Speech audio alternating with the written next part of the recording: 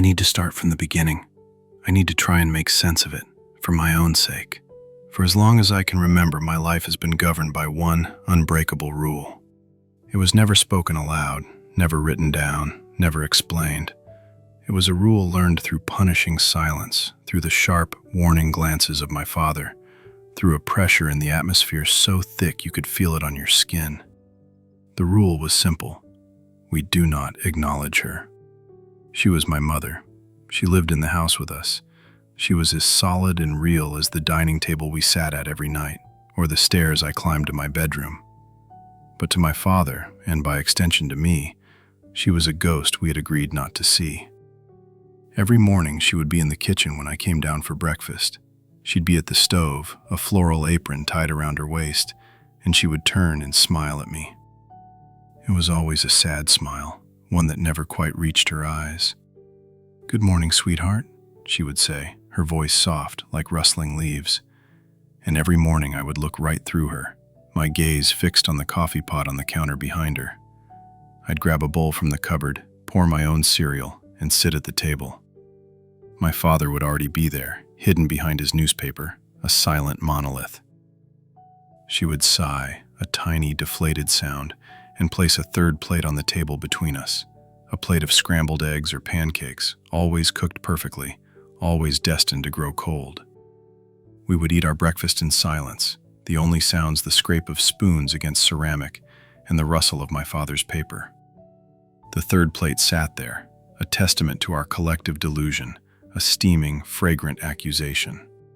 She would sit in her chair, her hands clasped in her lap, watching us eat, a hopeful, desperate look on her face. Sometimes she would try to start a conversation. "It looks like it might rain today," she'd offer, her voice wavering slightly. "You should take an umbrella to school."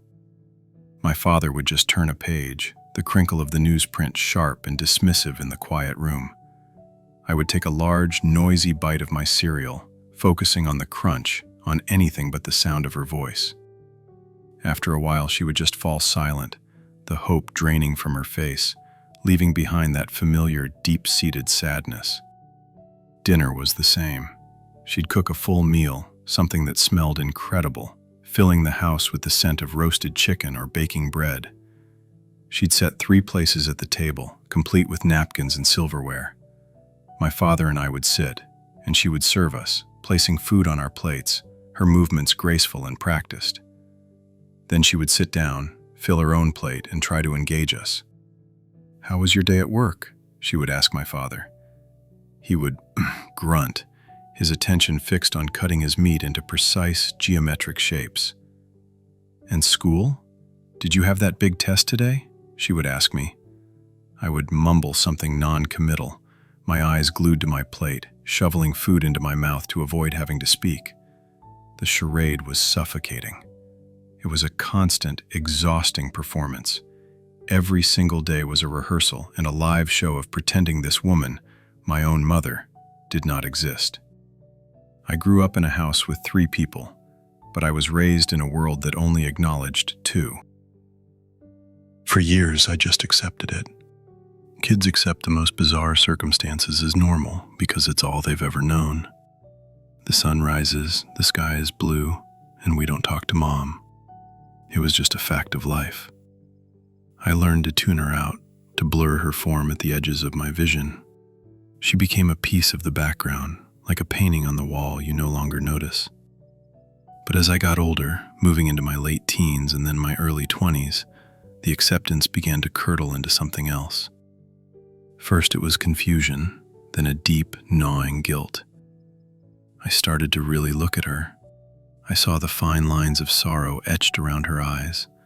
I saw the way her shoulders slumped when we ignored her, the way she would sometimes touch the back of my father's chair as she passed, a longing for contact that was never returned. I saw a woman who was profoundly, devastatingly lonely, trapped in her own home. My perception of my father shifted too. The silent, stoic man I had once seen as a protector started to look like a tyrant. His rule was strange, cruel. It was a calculated daily act of emotional violence.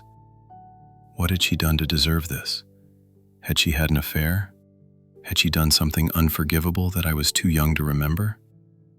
Whatever it was, this punishment seemed monstrously out of proportion. It was a cold, quiet form of torture, and he had made me his accomplice.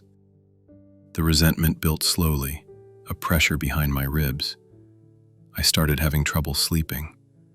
I'd lie in bed and hear the faint sounds of her weeping from their bedroom. It was a soft, muffled sound, the kind of crying you do when you're trying not to wake anyone, and it broke my heart. How could my father lie beside her every night, hear that, and do nothing? What kind of man was he? I began to see his actions as a grotesque form of misogyny, an exertion of absolute control. He had erased her. He had stripped her of her voice, her presence, her very existence within the family she had built. And I had helped him. Every silent breakfast, every ignored question, I was tightening the screws. The breaking point came last Tuesday. It was a miserable, rainy day, the kind that makes the whole world feel gray and damp. I was in the living room, trying to read, but the words just swam on the page. She came in and stood by the window, watching the rain streak down the glass. She wasn't trying to talk to me. She was just standing there, looking out at the world she was a part of but couldn't seem to touch.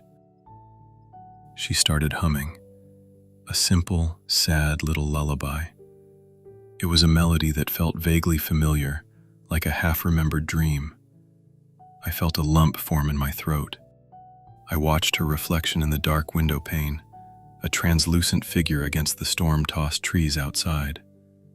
Her shoulders were shaking almost imperceptibly. She was crying again, silently. Something inside me snapped. Years of pent-up guilt, of quiet rebellion, of love for this woman I wasn't allowed to know. All of it came rushing to the surface. It was wrong. This whole thing, this whole life, was fundamentally, grotesquely wrong. I couldn't be a part of it anymore. I waited. I waited until I heard my father's car pull out of the driveway for his weekly trip to the hardware store. It was a ritual for him. Every Tuesday evening, a couple of hours to himself. The house fell into a new kind of silence, one that wasn't enforced but was simply empty. Except, it wasn't empty. She was still there. I found her in the kitchen, washing the dinner dishes, her back to me. My heart was hammering against my ribs so hard I felt like she must be able to hear it. My mouth was dry.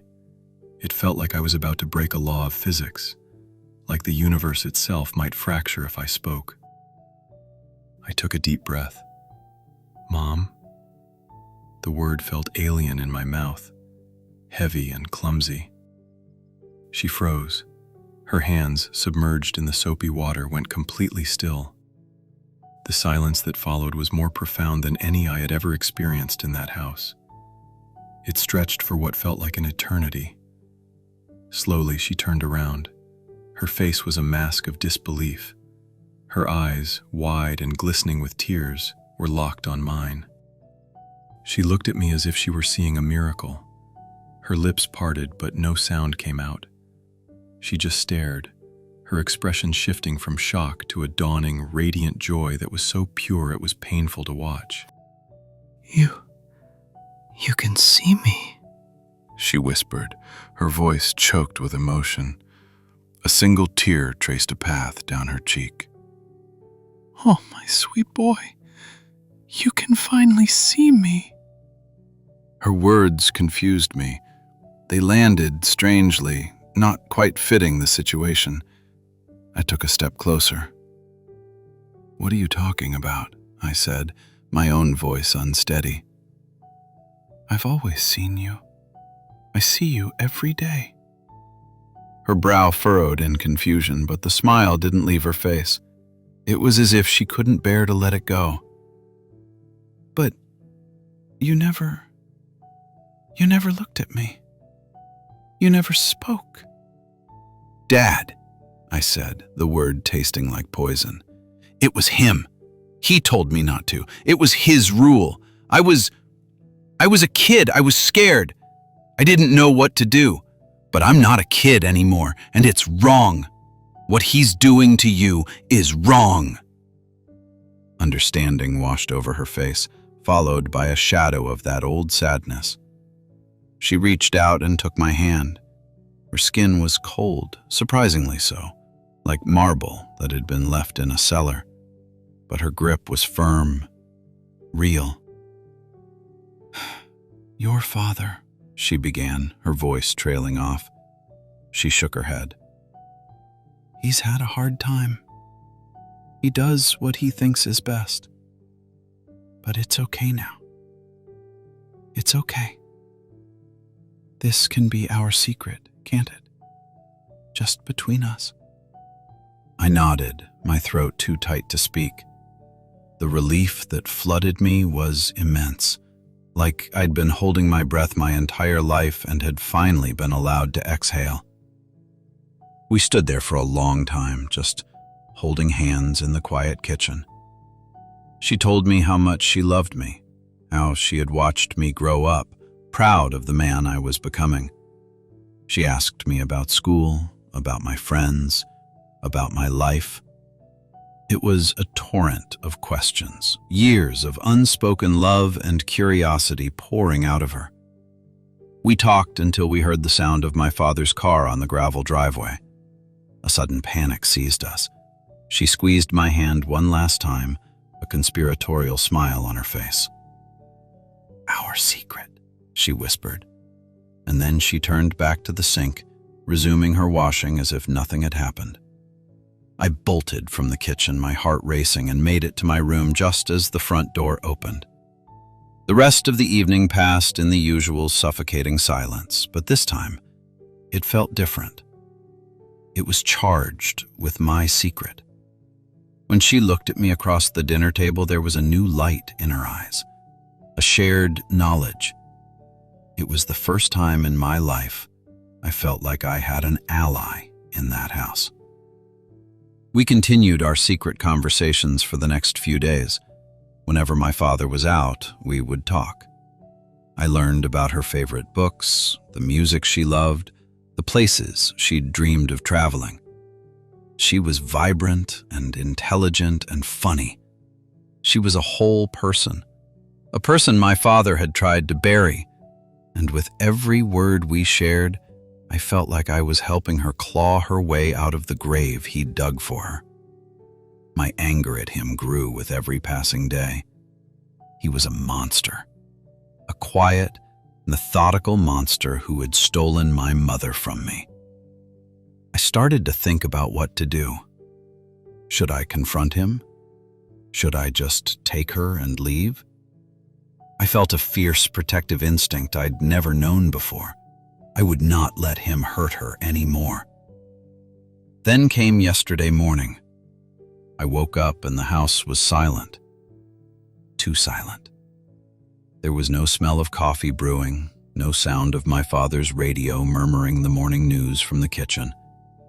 I lay in bed for a while, waiting, but the silence stretched, becoming unnatural, unnerving. I finally got up and went downstairs. The kitchen was empty. The coffee pot was cold. The newspaper was still on the front porch. A prickle of unease ran down my spine. I checked the whole ground floor. No one. I went upstairs and knocked on their bedroom door. No answer. I pushed it open. The room was empty. The bed was neatly made. My father's side of the closet was open, his clothes hanging in their usual meticulous rows. Her side was the same. Nothing seemed out of place, yet the absence of them was a screaming void. Panic started to set in. I checked the garage. His car was gone. My first thought was that he'd left early for work, but he never did that without telling me. And where was she? Did he take her somewhere? The thought sent a jolt of fear through me. Had he found out about our secret? I spent the whole day in a state of escalating anxiety. I called my father's cell phone a dozen times. It went straight to voicemail every time. I called his office. His secretary said he hadn't shown up, which had never happened before. I didn't know who to call about her. She didn't have a cell phone. She didn't have any friends that I knew of. Her entire world was contained within the walls of our house. By evening, I was frantic. I paced the empty rooms, the silence of the house pressing in on me. Had he hurt her? Had he taken her away to punish her, to punish me? The darkest possibilities began to spiral in my mind. I had to do something. I had to find a clue, anything that could tell me where they went. My search led me back to their bedroom. It felt like a violation to be in there, to go through their things, but I was desperate. I looked through drawers, under the bed, in the closet. Nothing. It was just a room, unnaturally tidy and impersonal. Then I saw it. On the floor of my father's closet, tucked behind a row of shoes, was a small wooden chest. I'd never seen it before. It was unlocked. My hands trembled as I lifted the lid. Inside were journals, a stack of them, all identical black leather-bound notebooks, the kind my father used for work. I pulled out the one on top. His neat, precise handwriting filled the page. The first entry was dated over 15 years ago. I sat on the edge of their bed, the scent of his cologne still faint on the pillows, and I began to read. October 12th. It's been a year since the accident. The house feels so empty, a hollowed-out shell. I look at my son and I see her eyes, and the pain is so fresh it's like it happened yesterday. He's only 3, too young to understand. He just asks for Mama. How do I explain to a 3-year-old that she's never coming back?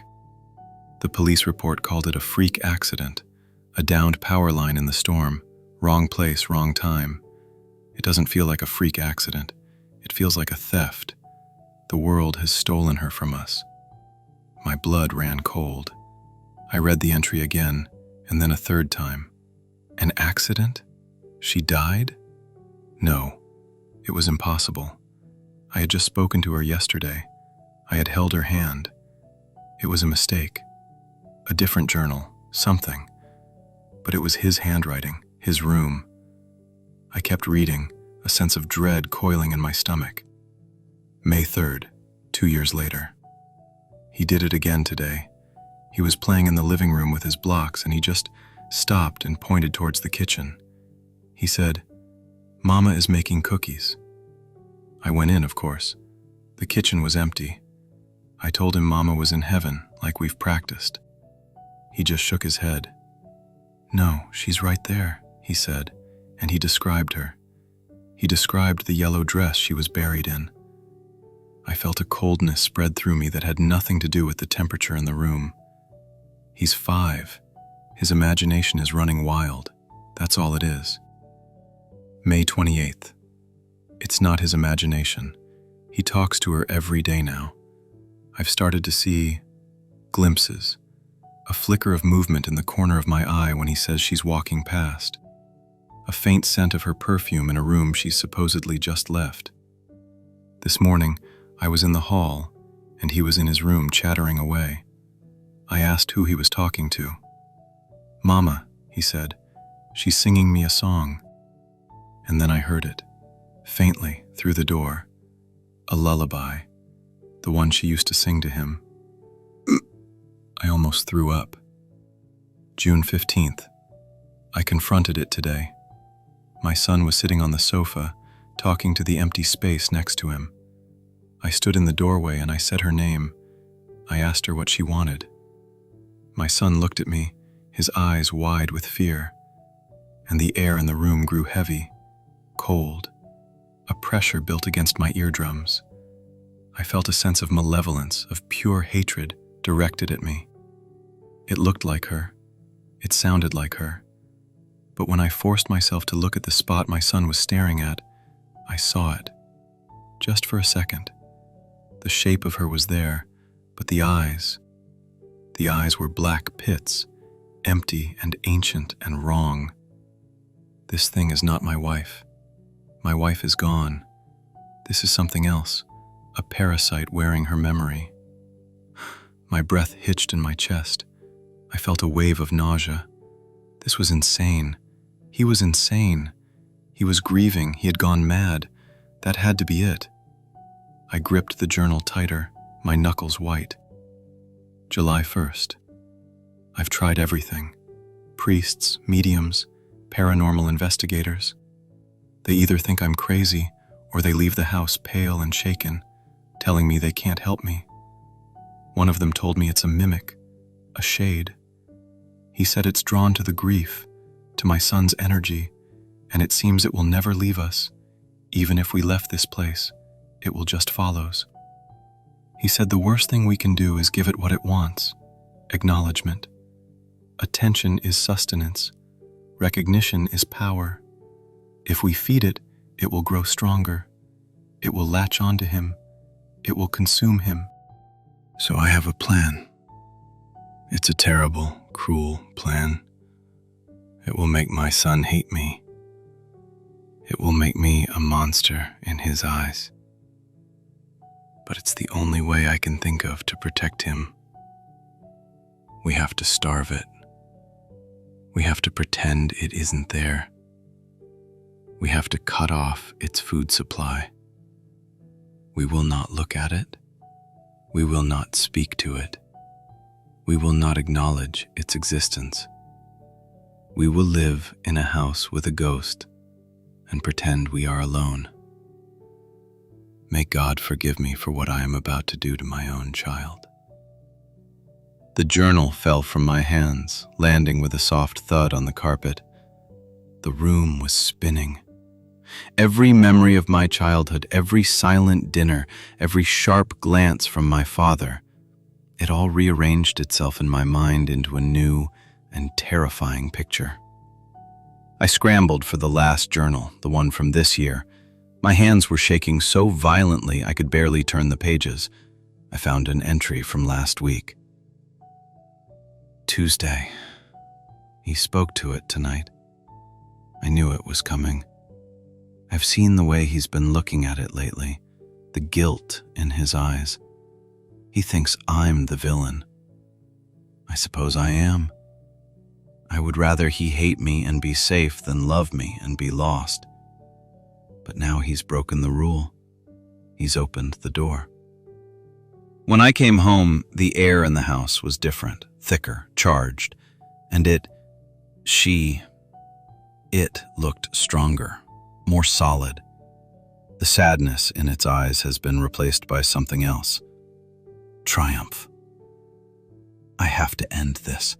The old man, the one who called it a mimic, he gave me a final option, a last resort. He said if it ever got a true foothold, if it ever fed enough to become fully anchored here, there was a ritual, a way to bind it. But it requires a sacrifice, a trade, an anchor for an anchor. He told me it would probably kill me. But what life have I been living anyway? A jailer in my own home, hated by my own son? If this is the price to set him free, I will pay it. He's talking to it again. I can hear them whispering in the kitchen. I love you, my son. I hope one day you'll understand. I hope you'll forgive me. That was the last entry. So his disappearance and the car being gone, he went to perform the ritual, to sacrifice himself, to save me from the thing he said it took my mother form. My blood turned to ice water. I thought of her hand in mine, how cold her skin was. I thought of her words, "You can finally see me," as if my sight was something to be earned. I thought of her triumphant eyes across the dinner table. And then I heard it. A soft, sweet sound from the bottom of the stairs. Humming. That strange little tune she was humming by the window. A floorboard creaked in the hall downstairs. Then another. I scrambled off the bed, my body acting on pure instinct, and threw the lock on the bedroom door. The click sounded deafeningly loud in the silence. I backed away from the door, my heart trying to beat its way out of my chest. My eyes darted around the room, looking for an escape that wasn't there. The window was 2 stories up.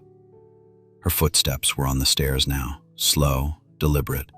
Not the light, almost soundless way she used to move. These steps had weight. They had substance. She was stronger now. I had made her stronger. The humming stopped right outside the door. "Sweetheart?" Her voice. It was my mother's voice, but it was different. It was coated in a thick, cloying sweetness that made my skin crawl. "Are you in there? I was so worried. I woke up and the house was empty." I pressed myself against the far wall, my hand over my mouth to stifle my own ragged breathing. "I talked to your father," she called through the door. The sound was so clear it was like she was standing right next to me. "He called. He's so sorry, honey, for everything. He explained it all. He knows he was wrong to keep us apart." My mind screamed, "Liar! Liar! He's gone! You know he's gone!" "He said he just needs a few days to clear his head," the sweet voice continued. "But he gave us his blessing. He wants us to finally have time together. Just you and me. Isn't that wonderful?" Silence. I held my breath, praying she would think I wasn't here, that she would just go away. "I know you're in there, honey. I can feel you," she cooed. "Come on, open the door. I'm going to make you some pancakes, just like I used to." She never used to make me pancakes. "Please, son, don't shut me out again. Not after you finally let me in. It's all going to be okay now. I'm here. I'll take care of you." The words hung in the air, thick and venomous. A silence followed, stretching for a few agonizing heartbeats. Then a new sound, a soft, metallic scrape. The doorknob began to jiggle, slowly at first, then with more force. Click, rattle, click. My breath caught in my throat. It was trying to get in. It was physically trying to reach me. I backed away until my shoulders hit the cold wall, my eyes wide and fixed on the trembling brass knob. The wood around the lock groaned under the pressure. My phone was in my pocket. The weight of it was a sudden, desperate comfort. My hands were slick with sweat as I fumbled to pull it out. My thumb hovered over the emergency call button. What could I possibly say? There's a woman in my house who looks and sounds like my mother, but my dad's journals say she died 15 years ago. And this thing is a mimic that feeds on attention? They would send an ambulance with a straitjacket, not a squad car with armed officers. The rattling stopped. For a moment, there was nothing. A profound, terrifying quiet. And then a new sound began. A soft, rhythmic scratching on the other side of the door, like long fingernails dragging slowly, deliberately down the grain of the wood. Over and over, a sound that was patient and possessive. That was it. I didn't care how crazy I sounded. I stabbed the call button. A calm voice answered, 911, what's your emergency? I cupped my hand over the phone's speaker, my own voice a choked, ragged whisper. There's an intruder in my house. I'm locked in my bedroom, upstairs. Can you describe them, sir? The dispatcher asked, her voice perfectly level. The scratching continued, a counterpoint to her professional calm. I can't. I haven't seen them, I just hear them. They're right outside my door, Please, you have to hurry." There was a fractional pause on the other end. "A unit is on its way, sir. Can you stay on the line with me?" "No," I whispered, my eyes locked on the door. "I can't make any noise." I ended the call before she could protest. The scratching stopped the instant the call disconnected, as if it heard, as if it knew. The silence that rushed back in was somehow heavier, more menacing than before. It's waiting. It knows I've called for help. It knows its time might be limited. Or maybe it's just enjoying this. I'm trapped in this room. I've called the police, and I don't know if they can even do anything. I don't know what they'll find when they arrive. What if it's just gone when they get here? They'll find my dad's journals, they'll see the state I'm in, and they'll think I'm the one who's broken. But all I can do is wait for them. I'm writing this down, getting it all out as fast as I can on my phone. I need someone to know the truth. I need you to know what really happened in case they don't believe me, in case something bad happens to me before they get here.